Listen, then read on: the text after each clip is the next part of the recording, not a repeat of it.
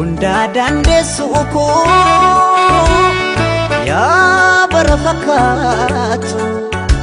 narra gaasiif baha kan akka kee hin jirtu rabbaanaaf si uume hunda kee tottolchee keessa keefi bifa kee wal qixa bareeche hunda dandeessuuko yaa bara fakkaatu narra gaasiif baha kan akka kee hin jirtu rabbaanaaf si uume hunda kee tottolchee keessa keefi bifa kee wal qixa bareeche jireenyi koo malee jireenyi dacheerra si malee naan ta'u waa hundi waa mara anoo humna hin qabu waa tokko siin godhu du'ee baduu sillee maal sinii irraanfadhu jireenyi koo malee jireenyi dacheerra si malee naan ta'u waa hundi waa mara anoo humna hin qabu waa tokko siin godhu du'ee baduu sillee maal sinii irraanfadhu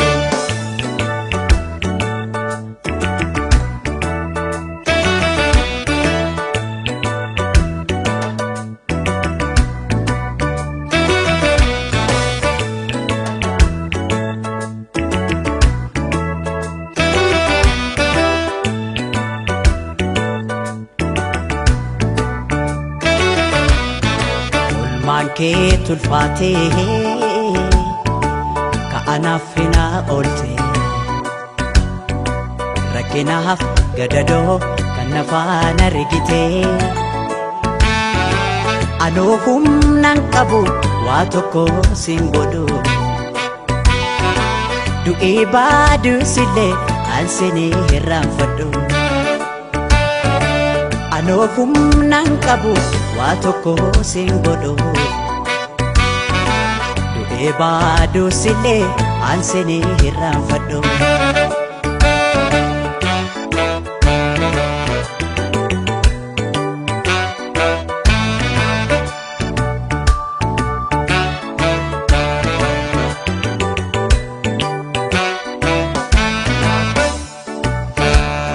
kam himeen kam dhiisaa waan ati naaf taate rakkannaani rakkate gaddinaani gaddite obseetoo beektuutoo yaa goota jaalala naaf jiraadhu malee maalan jedha sila kam himeen kam dhiisaa waan ati naaf taate rakkannaani rakkate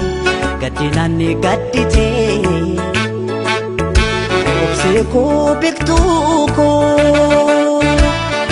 yaa goota jaalala naaf jiraadhu malee maalan jedha sila waa'ee kee ibsuudhaaf an jechootan qabu yoo jirtuun an jira kanaan achiin jiru anoo humna hin qabu waa tokko siin godhu du'ee baduu sillee an sinii irraanfadhu waa'ee kee ibsuudhaaf an jechootan qabu yoo jirtuun an jira kanaan achiin jiru anoo humna hin qabu waa tokko siin godhu du'ee baduu sillee an sinii irraanfadhu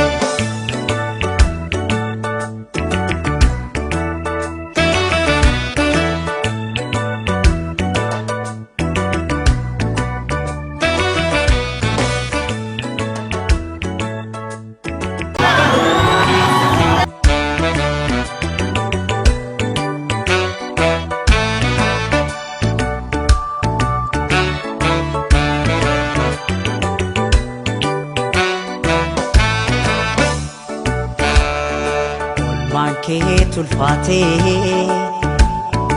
ka'anaaf finaa oolte rakkinaaf gadadoo kan nafaan argite. Anoo humnaan qabu waa tokko sin godhu, du'ee baadus illee aansinii hirraanfadhu. Anoo humnaan qabu waa tokko sin godhu, du'ee baadus illee aansinii hirraanfadhu.